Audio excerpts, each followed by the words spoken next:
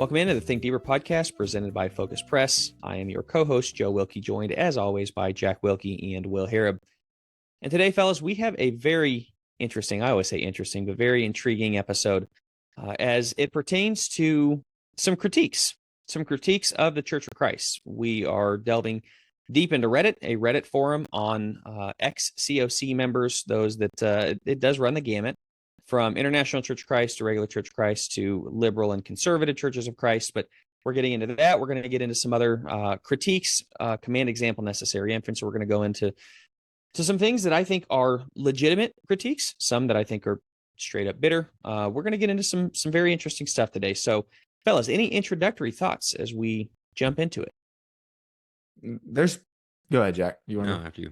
There's been a lot of studies and research that's been done on why people leave the church, specifically the Church of Christ. And with that being where we grew up, obviously we take a lot of interest in that. We really want to kind of examine why is that? What are people's reasons for it? Of course, the word deconstruction has kind of grown in popularity. We've done episodes on that previously and things like that. But the one thing that I wanted to say as we kind of get this episode started is, I don't want to speak for you guys. I know based on some of the things on our list, I agree with some of these critiques.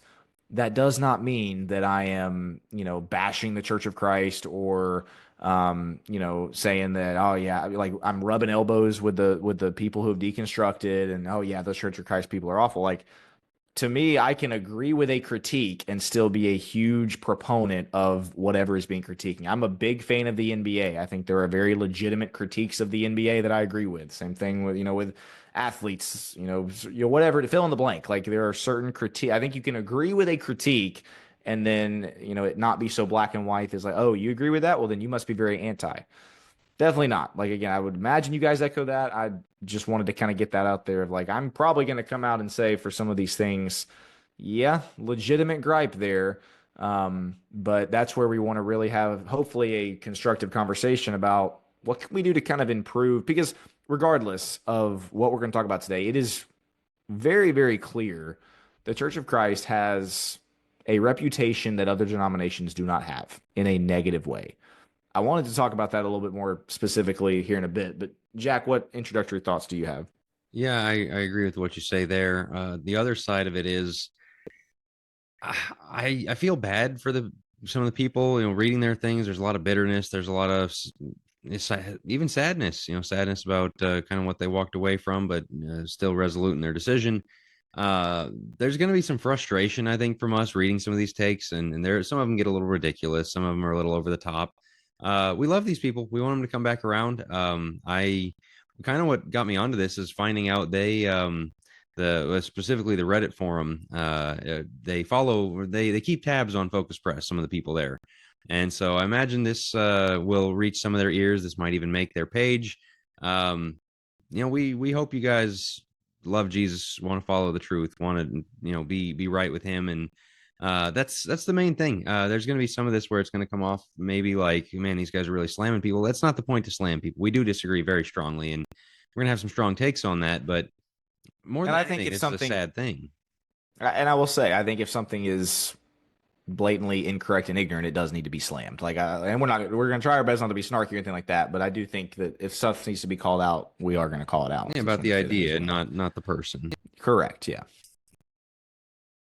Right, fellas. Well, I think, Jack, you're going to be screen sharing, correct? Yeah, a lot of different stuff. That if you're watching on video, there's going to be a little bit more for you. We're going to read these things, so it's not that much more if you're listening on the podcast app. But either way, you'll get the idea. So this was I guess this is a Blue Sky post that was shared there by a therapist. So we know how dangerous those can be, right, Joe? Watch out for those. Well, if they're on Blue Sky, then yes, they are. Yeah, a double dose. All right. She said, if your former church taught that their religious beliefs were right while all others were wrong, then you weren't receiving spiritual guidance. You were experiencing indoctrination. Somebody else go ahead on first on this one, because I think there's go ahead. Go for it, Joe, and then I'll go next. Yeah, amen.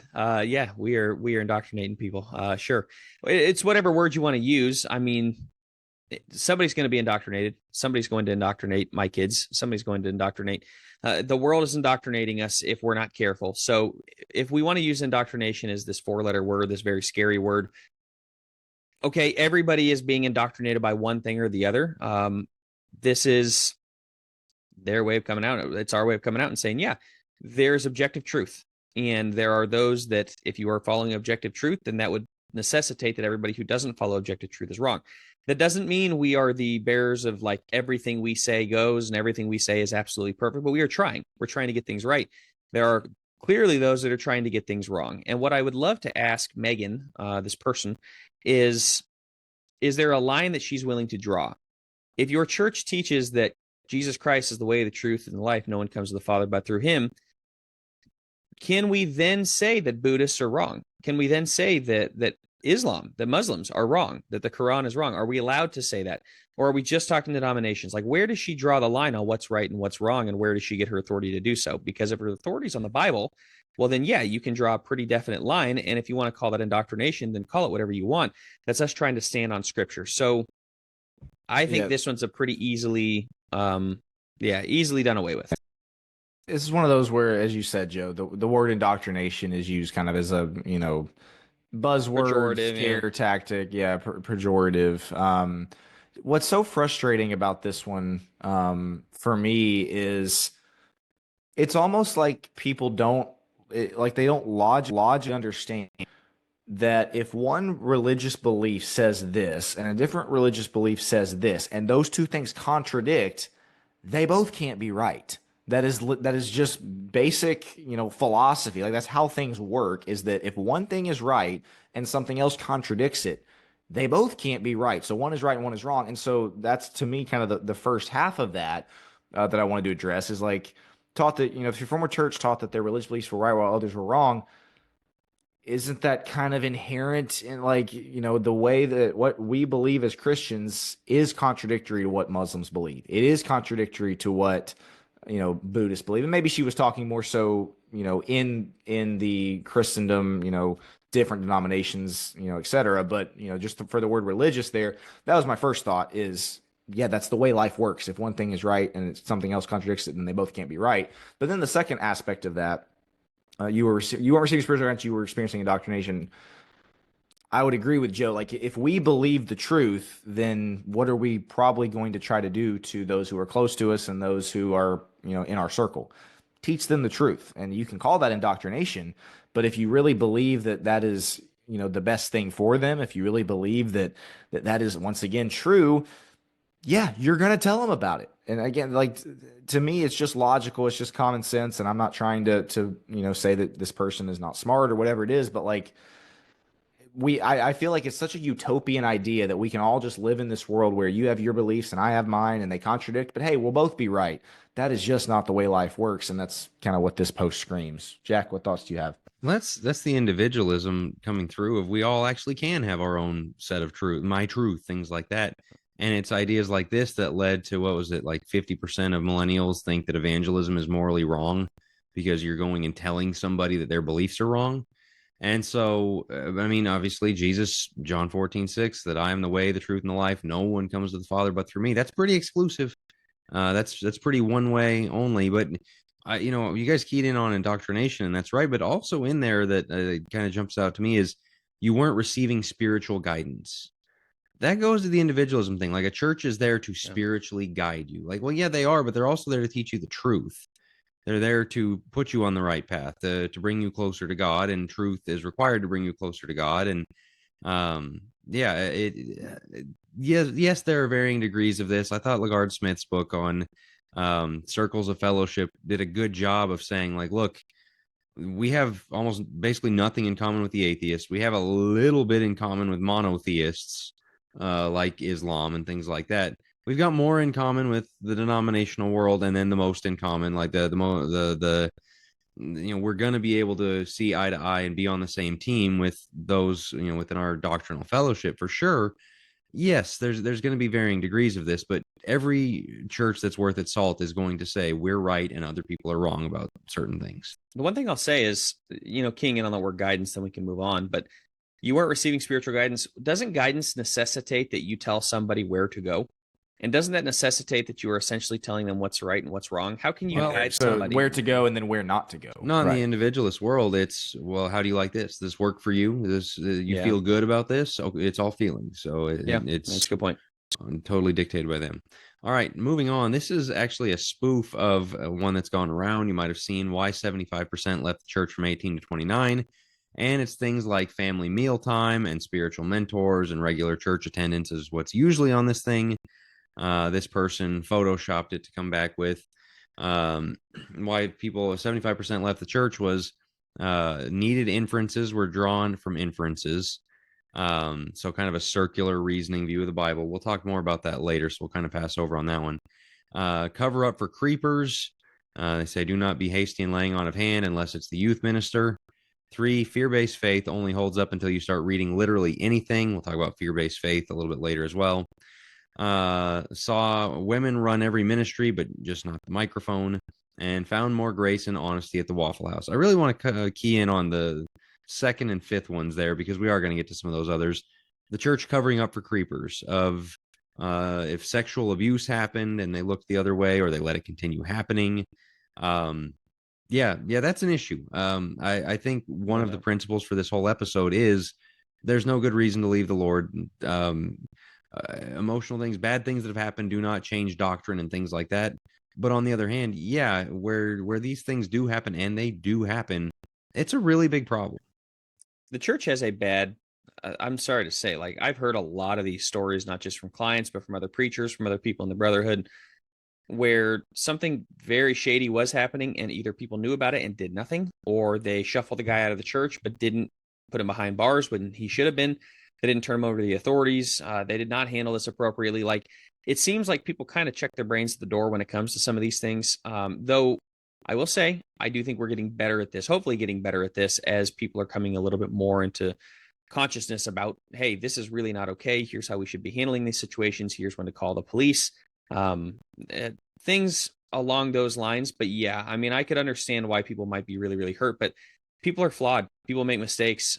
This is not God saying to cover up for the creepers. God would, I mean, Old Testament, God would have those people stoned. So clearly God's not in favor of these people doing this to children. It's abhorrent that there are people that have taken this lightly and that do cover up. But once again, those are really flawed people with really flawed thinking. That doesn't mean that God did it. Doesn't mean that all religion is bad, that the Church of Christ is bad or anything else. It means that some people were not thinking when it came to some of these things, and they were afraid of lawsuits. They were afraid of a lot of things that they should not have been afraid of. So yeah, I think number 2 does have some merit, but as you said, Jack, I don't think it's the reason to leave the faith, to leave God, because God certainly wouldn't be covering up for those people. Yeah, I don't have much disagreement there on number 2. That's, inexcusable, and that's just very, very sad and unfortunate that is a lot of people's experience. And I do pray that does not completely turn them off from the church forever, regardless of, the fact that it, unfortunately for a lot of people, it was leadership positions in the church, and the youth minister point is on there. And that's not stereotyping. That is generally the way that goes. If there's a scandal, a lot of times it is the youth minister. That's so just very sad. I'll talk about the 5th one, since you guys kind of covered the second one there, the found more grace and honesty at the Waffle House. Several thoughts there. One, you can kind of read the snark in that, of course. Secondly, not sure what Waffle Houses they're going to. That's not really been my experience, but I get what they're trying to go for. And that is the point that a lot of people within the church we're not willing to show much grace, and are not very honest with kind of the way that they live their lives. I think it's very interesting that the word hypocrite is not anywhere on here, because that's generally the word that I hear the most when this type of conversation comes up about the way that people in the church act, is, oh, they're a bunch of hypocrites and that kind of thing. But I think this number 5 kind of speaks to that. And yeah, this is where it is very sad to me. And I can't remember who first made this point. I think I heard my dad say it quite a few times, that, Christians should be the most joyful people on the planet. And in many cases, they're just not, which is an indictment. And there's really no other way to put it. When you walk into a church building and you've got you don't see smile. And in generalizing, there's a lot of congregations that, are not like this. I like to think our congregation, is not this way at all. But you would think, man, that we would be the most joyful people. You would think that we would be the most gracious people on the planet. You would think that we'd be the most honest people on the planet. And a lot of congregations just aren't. And I don't really have a strong take other than how unfortunate that is. And, I want to really applaud the people that understand just how blessed we are and use it, to try to reach others with the grace and honesty. So, yeah, unfortunately, some legitimate things on there, I would say. Any thoughts on number 5 from either one of y'all? Yeah, I mean, there's no standard at Waffle House. So of course you can come in and be like, yeah, Right. I'm an addict. Yeah, I'm struggling with these things. With a church, people feel the pull to wear the mask and to not be honest, or they feel like they're not going to get grace. And it's not great if somebody can't get grace. If you are really struggling and church is a place you feel like you can't say that, that should be the place you should be able to say it. On the other hand, there should be a sense of, I don't want to be like this. I want to outgrow this. And so there's give and take, and some churches are too hard on it to where people feel like they can't say anything. That's why porn addiction gets driven so far, deep into people's, darkest secrets. Uh, yeah, that's not good. Things like that. And churches need to be a place where there is a clear avenue for, if you're struggling with this, here's what you do about it. As far as the honesty, that's kind of on ourselves, like that you do be open about that. And somebody takes it wrong, yeah, that's hard. That's going to make it harder to be honest the next time. Don't put on the mask. Don't be the person who's always trying to keep up the perfect life, always got the perfect social media presence, always, just doing great, too blessed to be stressed and all that at church. Yeah, I mean, like, we do need to do, I say we need to do better. Some places to have a good, do this well, and that's Sure. the problem. And one recurring theme in all of these is a lot of these people take their one bad church experience and make it all churches everywhere this way. Yeah. I don't think that's the case. Yeah, I really appreciate your guys' points, because I was thinking, like, if you were coming from, let's say you were in a physical therapy rehab, something along those lines, the goal, and even if in actual rehab, AA or something like that, and I know people stay in that for life, but I was thinking about, like, if you were broken, you would find solace around some other broken, and then you'd be called to higher standard. But ultimately, you'd probably want to. Wouldn't it be nice if you were around people who had been through the same surgery as you, or broken the same bones, or And whatever, came out of it. and came out of it, and now they were like, "Hey, I see what you're going through, but also here's what it takes to get to where I am." That's what we're talking about. Now, what these people are talking about is, let's just go back to all the people that are perpetually have broken bones, and we're just trying to figure this whole thing out together. Like, no, we're not. I'm trying to go to the guy who's gotten through this and who can actually help me get to the next level. Well, church ought to be able to offer that. So you guys are spot on in the fact that we have to open up about it. But on the other hand, we have to be willing to admit that maybe being around all of the broken people, and we've talked about it before, we railed on this before, we're all a bunch of broken sinners. Like, no, we are reformed saints. We are forgiven and being perfected. We're sanctified saints that are trying to be more like Christ every single day. That means we're not always going to be the muck in the mire type of thing. The prodigal son comes home. That's important for us to remember, that the prodigal son comes home to the functional father. And yes, he finds it, but that means he's also in the father's house, and there's expectations in the father's house. He doesn't get to stay and then just wallow in the mud pit, with the pigs. That's a lot of what that means, is we're going to go find grace and honesty from them. Well, sure, everybody's hurting in the midst of the pigs. What are we doing to get out of it? And that's what church can offer. But yeah, people are going to have to do it. And the other thing that I'll say real fast is, it means we're going to have to figure out the difference between arrogance and confidence. The ability to say, be like me as I am like Christ. We have to have people willing to be open, raw, honest, but also call other people to a higher standard and say, hey, I've been through this. Let me help you along the way. A lot of people, if they can't immediately connect with them and be like, I'm going through the same thing, then they basically shut off. Oh, we have nothing in common type of thing. Or I don't want to tell them, I don't want to burden them with my problems. Or, oh man, I don't know. I don't even know how I got through it. I don't have anything to say. Like, maybe you do. So that was actually my bulletin article for this week was Paul's, I call it the paradox of Paul, where he's the same guy that says, I'm the chief of sinners and try to imitate me as I imitate Christ. Like, you can do There's both things. Humility, but also a spiritual confidence. Right. Yeah. And so the other point about this, I think this is one worth dwelling on, and we can move past some of the other ones a little faster. The idea that Christians are very judgmental, that why are you not honest to church? Why do they get grace at the Waffle House? Because there's no judgment at the Waffle House. And so those memes, we were just talking about it a minute ago before we got on, about here's a tattooed woman in church. Would you sit, let her into your church, or would you sit by this woman at church? Like, And do you know how many Christians share those posts? oh yeah, just to, I'm one of the good ones. It's the virtue, it's virtue signaling. Yeah. It's Church of Christ virtue signaling is what it is. It is, and this is one. I mean, like these things, I see them from time to time have like 92,000 shares, 150,000 shares of. It's just so sad that churches would reject it. I've never been around someone, people like that. I might have told this story before. We had a homeless guy that smelled awful because he was living outside, and we were trying to take care of him, help him out. He was coming to church, and the little old ladies at church were very skeptical. It was kind of very much like, what's going on with this guy? Filled him up plate after plate at the pot, like heaping with food. Here, take this. Let me get. To me, they come to me and were like, is he safe? Is this okay?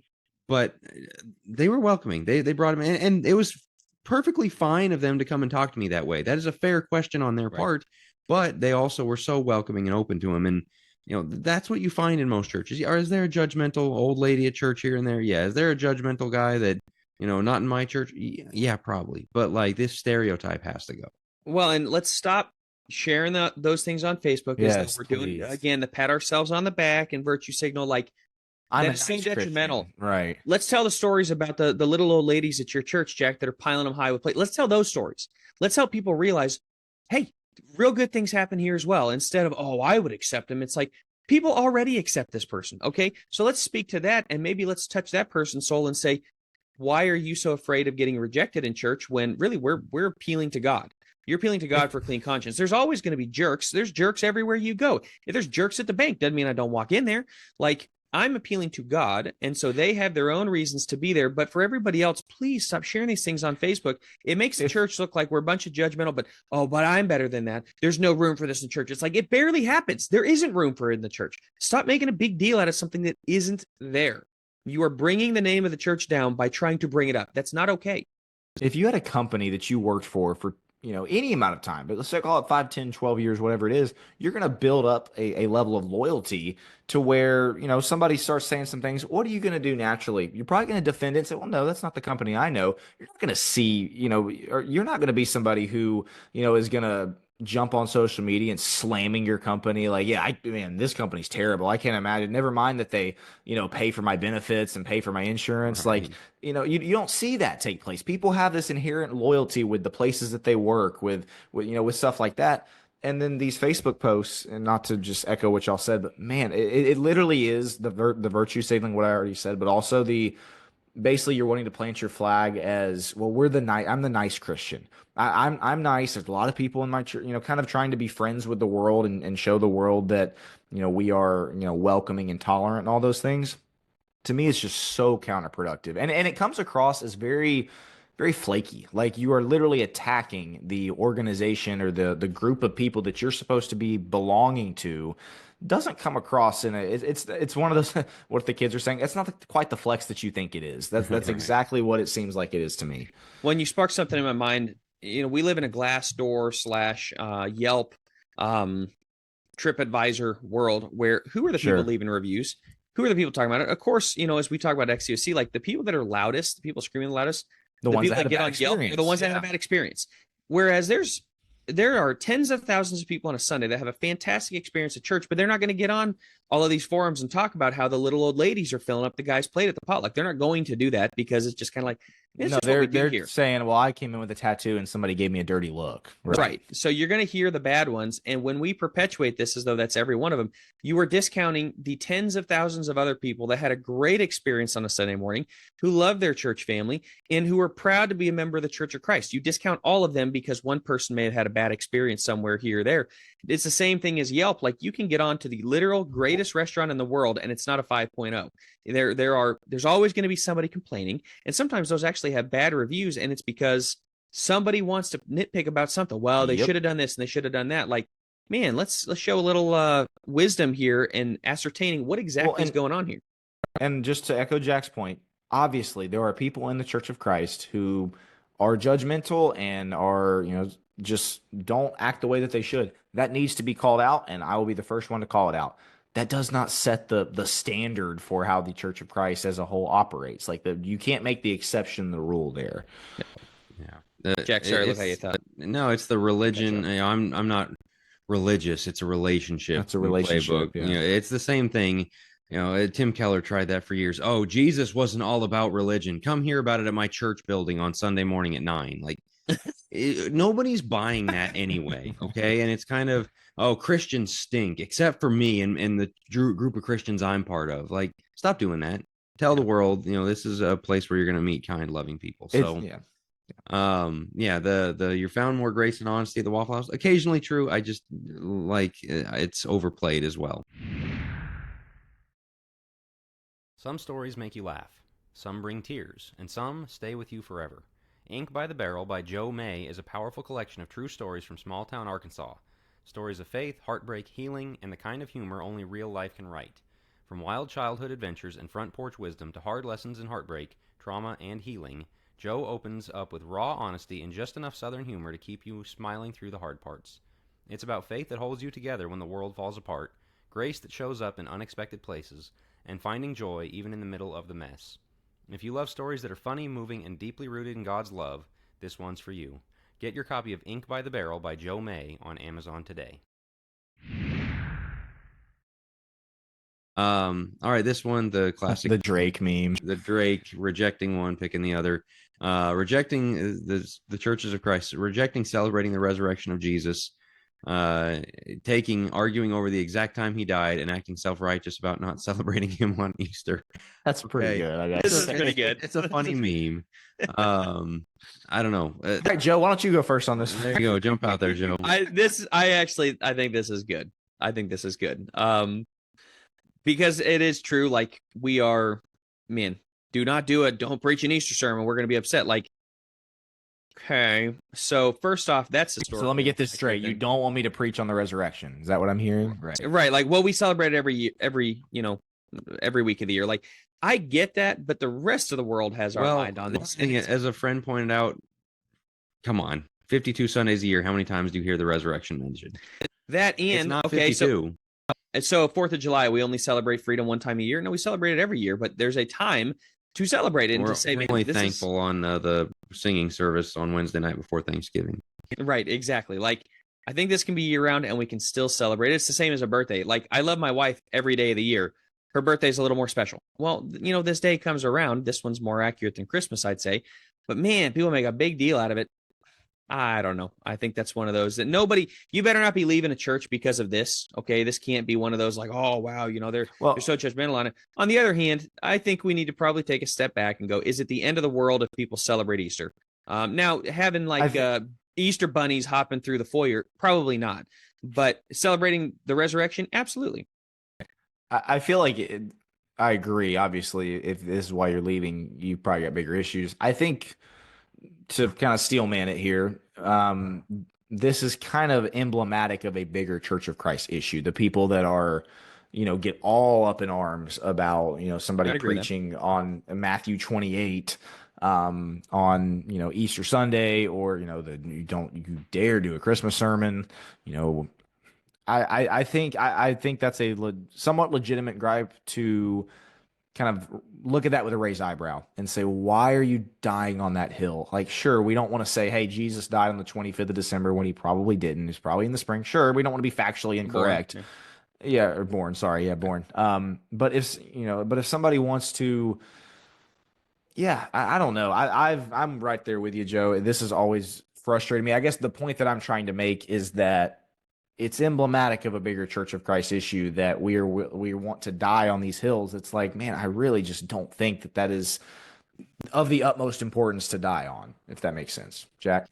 Yeah, I mean, to do the steelman, the argument is we're not authorized, we're not commanded. This is not an example in the scriptures to mark this date on the calendar and come back around to it every single year and celebrate it.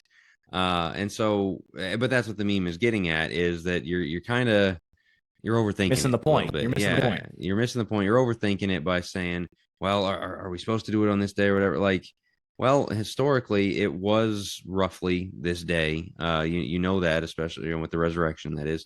And it's a good thing to celebrate. we have no command to do it. There's a lot of things we don't have a command. We don't have a command to have that Wednesday night Thanksgiving singing service. Right.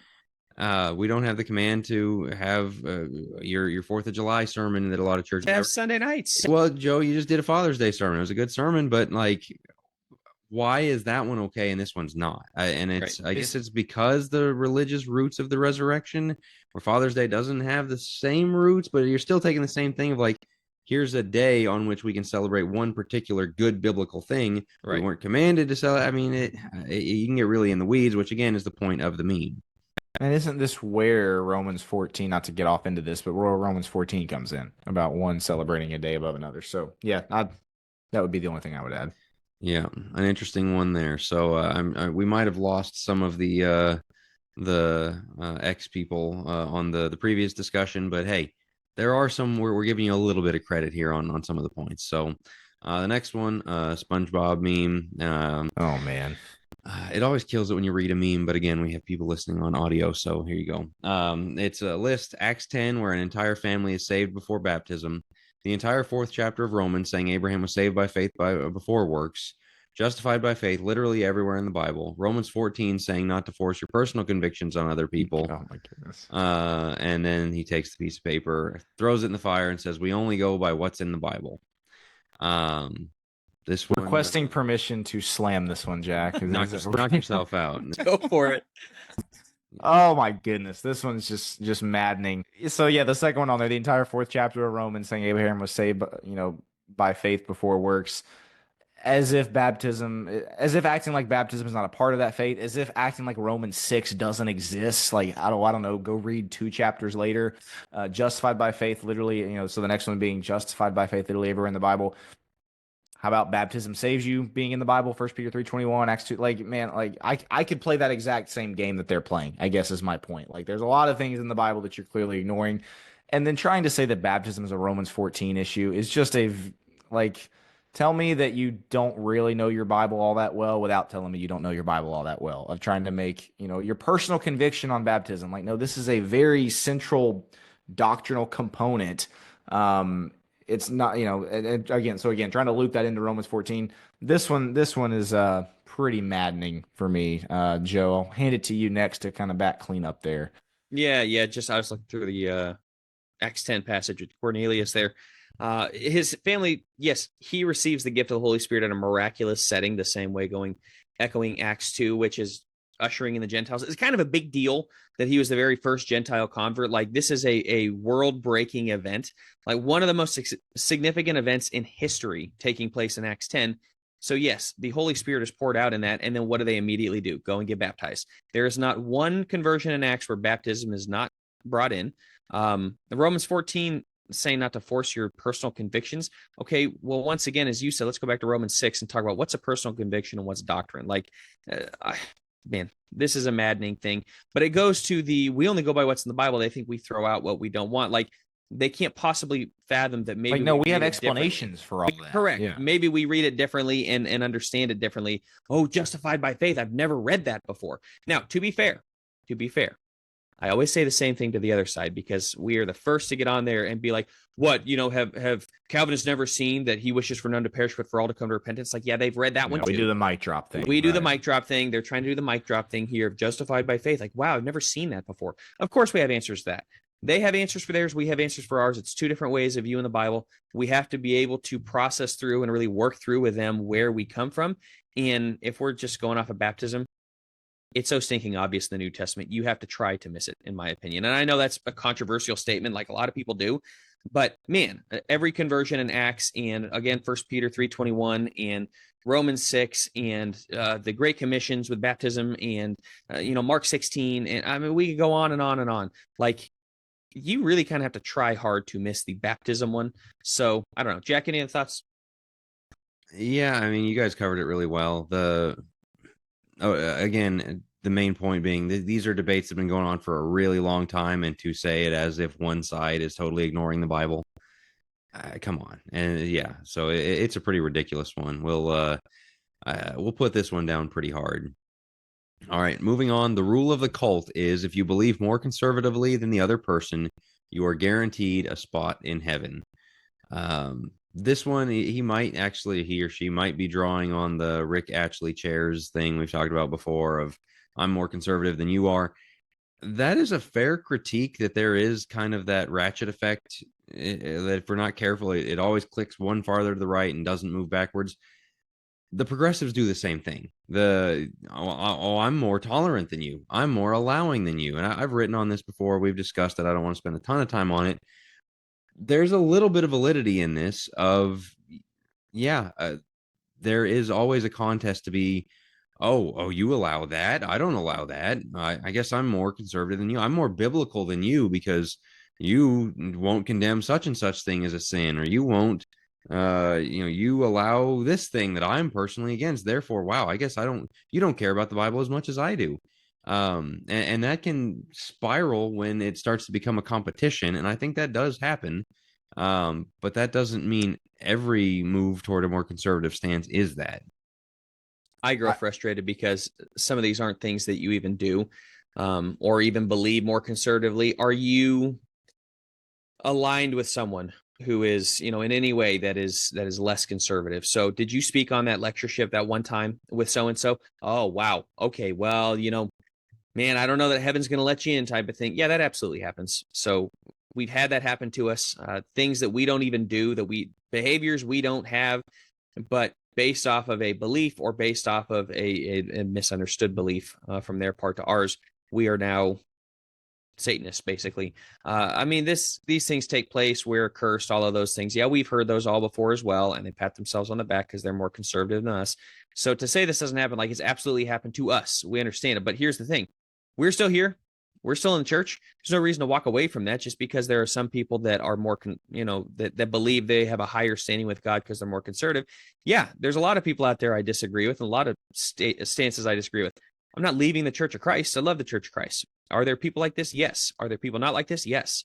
So let's stay here and make it as good as it can be. I don't get the point of, like, from an ex-COCer point of view, wow, how judgmental. Like, yeah, there are some judgmental people in this and in every other denomination, and probably in Islam and in Mormonism and in every other thing.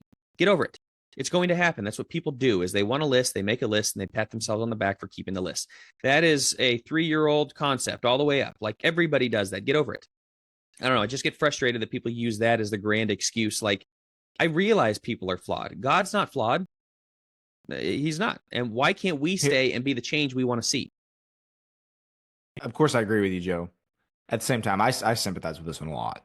This one, and maybe it's personal experience, maybe this is all anecdotal, I don't know. But I will say the most pull my hair out frustrations I've ever had, and I've been in the Church of Christ my whole life, never, thought about leaving or anything, but, the most frustrated I've ever been is because of this very thing. I'd agree with that. Conservatism competition, essentially. Like, I would rather burn this bridge so that I can plant my flag on your right to basically, make myself look better, guarantee a spot in heaven, is a great way to put it. Like, I do sympathize with this one because it makes you wonder, like, man, if this is what it's all about, then do I really even want to be a part of this? If it's all about, man, how many people can I exclude? How many strong stances can I take that? I don't know. Obviously, I agree with you, Joe. Like, I don't think that's a reason to leave. I think the alternative that I would say would be you got to plant your flag somewhere. As Jack said, the progressives do this too, and at some point you got to say, okay, I am going to believe conservatively on this, and on a lot of things. I do on a lot of things, you guys know, but. Yeah, I don't know. This one is very frustrating, and I think it is a reason why a lot of people just don't feel welcome, I guess. And again, hear me. I'm not trying to say we need to accept everything and again move to the left at all, but the constant, holier than thou self-righteous competition does get old at times, for sure. No doubt. Yeah. All right. This one is an interesting direction that this it's a theme that comes up regularly, and that's to bring up Donald Trump, political conservatism, political activism, things like that. Here's somebody saying 77% of white evangelicals voted for Trump in 2016. That was the catalyst for me. The Christian God, they're spelling it disrespectfully to let you know they don't believe anymore. So you can make posts like this and hope for the best. The facts are that their God doesn't exist. We are on our own. So they bring up the Trump thing as 77% of evangelicals voting for him is why they left the church. Another said Trump is destroying the Christian witness. One of the most eye-opening moments in my life has been the last Trump decade in America. The things I've seen, not only Church of Christ folks, but evangelical Christians as a whole, to defend or support Trump blows my mind.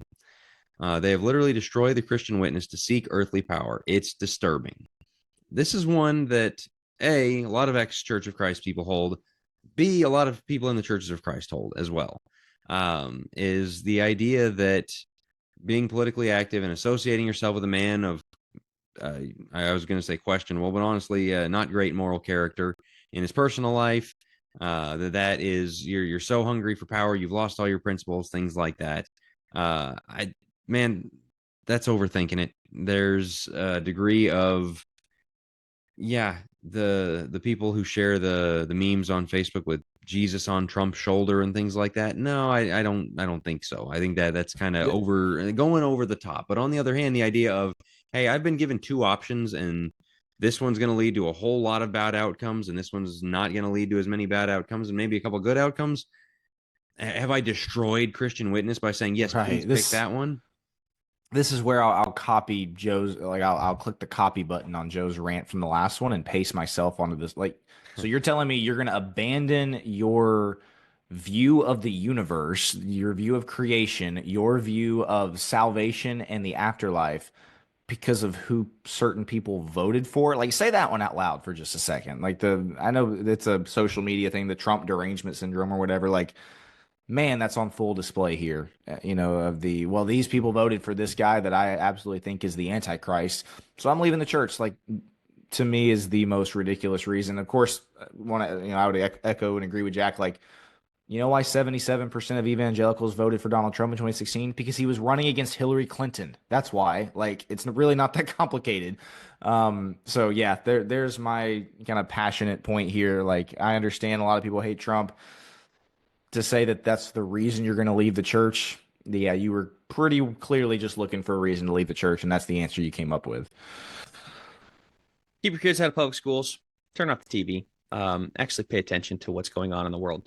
Anybody who has the Trump is the worst human being of all time, like, I'm not here to say that Trump is a saint, and the people that go too far by posting Jesus' hand on the shoulder, the AI images and such, okay, pump the brakes here. But on the other hand, come on.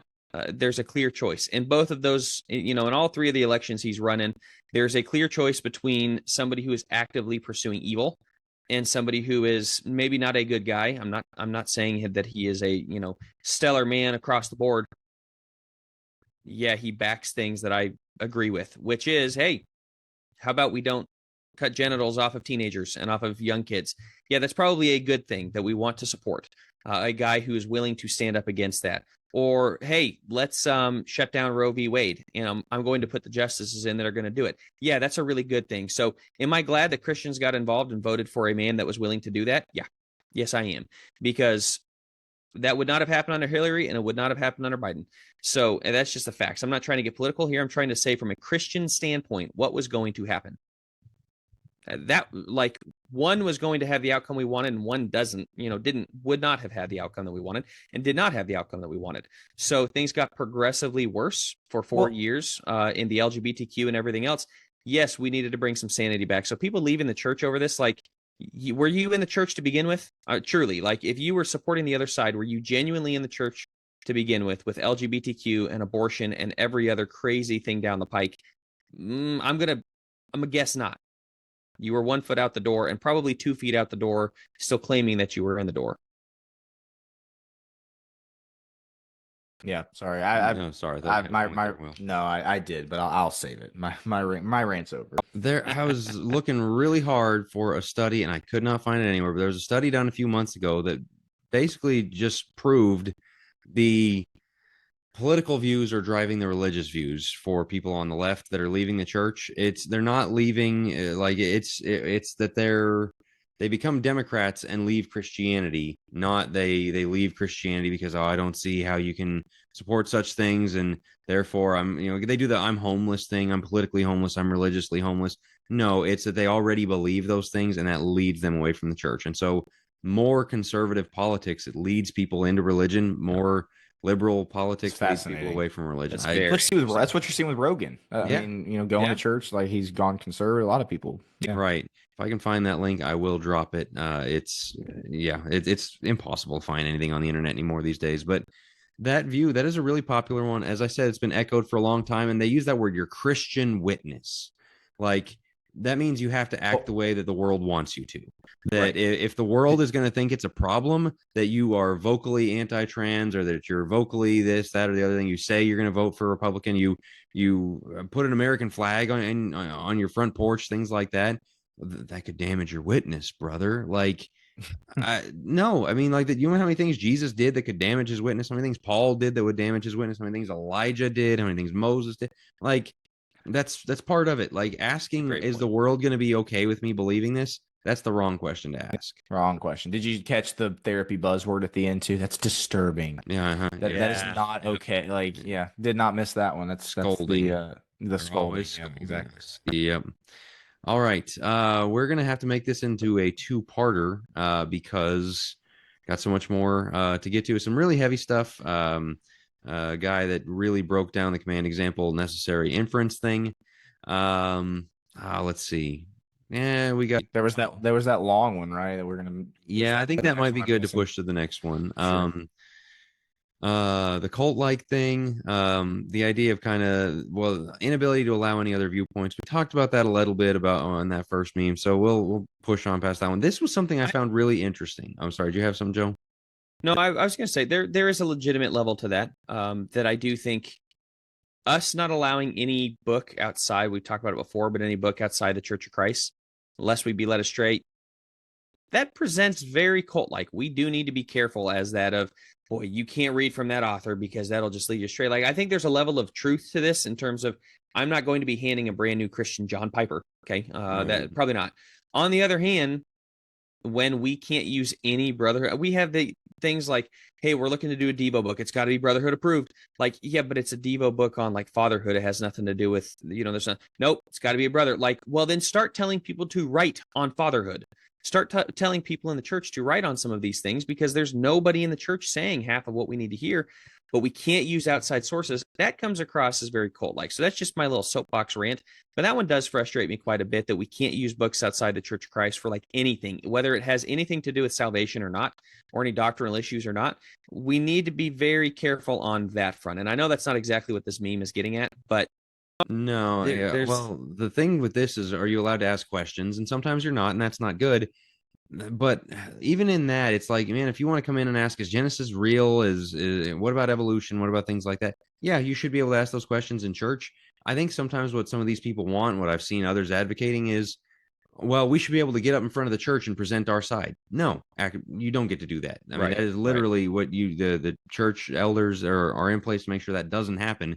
And I mean, there was a thing somebody put out recently of, well, it's important that we be able to hear people out. We might have somebody come in and they believe in theistic evolution, and do we chase them out of our church? They just got here because that's great. We don't let that guy have a podcast. We don't let him preach. We don't let him do any of those things. He's not teaching Wednesday night, right? Absolutely not. We're certainly not hiring him as a preacher. I mean, that's ridiculous. So that kind of thing, yeah, we need to have some level of tolerance to question, some level of cutting it off, and that's a good balance there. The last thing, like 30 seconds here, that I found very interesting, a number of them lamented losing the singing when they left. The acapella singing. Interesting. And you're also seeing in the world a lot of people going, man, acapella is so pretty. Wow, that's powerful. You remember at the inauguration, Carrie Underwood was supposed to sing God Bless America or America the Beautiful or something. Oh, yeah. Microphone didn't work. She does acapella, and the whole room in the rotunda joins in with her indoors, and it's all echoing. Gorgeous. And it's powerful, yeah. And everyone's tweeting, wow, this is incredible, man. This really moves you. Just people's voices. Like, yes, that is like the feather in our cap, the most beautiful thing we have over everybody else. And you got people who want to compromise it. You want to give somebody a solo up there spitting into the microphone, beatboxing. Like, let's really realize what we have with acapella and be thankful for it. So just a brief Beautiful. point there. Yeah. I just find it fascinating that that's what they miss the most. Yeah. I know that is kind of what makes us unique, and they're not really getting that anywhere else they go. But yeah, I don't know. That's what I was gonna say. Where else in life do you get that? Not just at another church. Where else in life do you get that experience of humans saying that's what we've talked about before? Like human touch is very powerful, in group settings, group therapy, where people put a hand on your shoulder, things like that. And the laying on of hands. I'm not to get weird on it, but like there's power in that. There's also power in hearing people's voices, even the Gregorian chants back and forth. There's a lot of power in that we don't always give ourselves credit for. Kind of like when you eat like just a ton of overly processed food, and then you go back and you have just a very well balanced, made from scratch, home cooked meal that maybe is not the fanciest thing in the world, but like the ingredients are fresh. It tastes so much better. And you think about all the music today that's overproduced, and of course I don't worship at places that have musical instruments and stuff, but I hear the stories about how I'm in a study with a Baptist guy right now, and he's made the comment several times that, man, he wishes the music, the people that control the music would like scale the production back, essentially. Like he likes less production. And so, yeah, that's the same thing, like overproduced music, overproduced food. You go back to kind of the stripped back, bare bones version of it. It's like, wow, this is actually a whole lot better. Yeah, that's fascinating. I mean, it also has like actual physical health benefits of stress reduction, things like that science has found. So yeah, it's no wonder that is a really big sticking point for him. All right, we'll wrap right there. We're going to do push, as we said, some of the heavier, weightier complaints about command, example, necessary inference, about our oppression of women, alleged, about the use of fear to drive doctrinal discussion, things like that. We're going to push to next week. Hey guys, Jack Wilkie here. If you enjoy our work with podcasts like Think Deeper and Godly Young Men and our books, articles, seminars, and want to support the work that we do, the best way to do so is to go to focuspress.org/donate. That's focuspress.org/donate. Thanks again for listening. Let's go ahead and get into our Think Fast for this week, which is about the Supreme Court case in which I'm going to do the screen share thing here real briefly again, because I thought this was incredible. The Google results for Scrimeti versus U.S. It was where Tennessee banned surgeries and operations for trans changes for minors and went to the Supreme Court. They upheld that ban. So that doesn't mean it's banned nationwide, but states can take on laws like Tennessee and start to put that into place. Look at this Google thing. What it starts off with: what are the implications of the Scrimeti ruling for minors' access to gender affirming care? It's not gender affirming care. It's just chopping genitals off. Call it what it is. Yeah. Right. So you've got the Guardian, ban on youth gender affirming care, how it will affect kids from the Scientific American, Teen Vogue, what this gender affirming care decision means for you, anti-trans legislation, GLAAD, gay, lesbian, activist, whatever that thing is. The world's largest LGBTQ media advocacy organization makes their statement on it. Vox, incoherent and new attack on trans rights. So this is what I just wanted to highlight, that's what Google's going to give you when you go looking for this kind of thing. Yeah. What you should know is this is really, really good news. And bonus, it was done by a brother in Christ, was the Scrimeti. The name on the case is the Tennessee Attorney General. So a shout out to him. Just really good news. So I've got some takes on it, but I want you guys to jump in with any thoughts that you have on this. I already shared it on the main episode, but man, this is why politics matter. This is why getting the right guy in, putting people in the right position, getting the right people elected, not just president, but we're talking, president that will appoint Supreme Court justices, but also on the local level, getting the right people in place, state governments, things like that, because it has very real world effects. Now, we could try to go and convert everybody, and that'd be fantastic too. Convert everybody that's thinking about getting these surgeries and every parent that's going to get their kids these surgeries, or we can just ban it all out at once and say, hey, we're not going to do that anymore. I think this is a huge win, and it's just a fantastic thing in general. I'm really glad to see that people are pushing back on this. And in Pride Month as well, I love this, that this comes down in Pride Month. I think, was it 2 years ago that Roe v. Wade was during June as well? In Pride Month, I want to say. And so that's at least two of the LGBTQ months that have been ruined by they usually major. drop I the love big it. ones in June. Sorry, but yeah, okay, I got you. Well, I love it. I think that's huge. So I'm in major favor of it.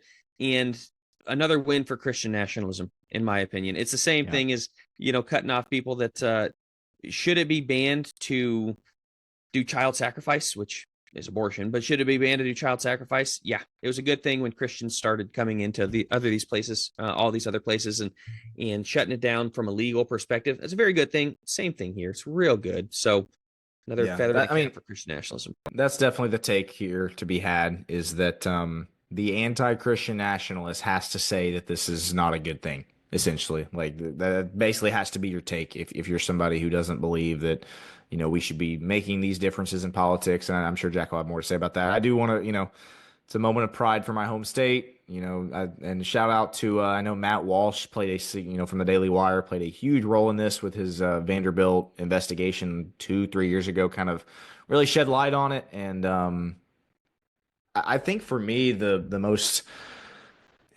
interesting thing about it is people are finally saying the quiet part out loud, as I said a second ago, of like, gender affirming care. No, call it what it is. It's, you're not letting kids take puberty blockers. It's, we're not going to okay the mutilation of children's bodies when they're 10 years old. And just, again, saying the quiet part out loud, the common sense is being rejuvenated of, we don't let kids get tattoos without consent. We don't let, kids smoke, and but we'll let them completely mutilate their bodies forever. Common sense is prevailing, logic is prevailing, and you hear that phrase thrown around the right side of history, quite a bit, unfortunately, generally by the left.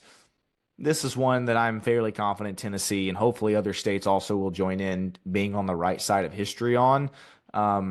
Should have been this way all along. And the Pride Month, being in Pride Month is very exciting as well. But shout out to Tennessee. It's a very, very cool day for sure.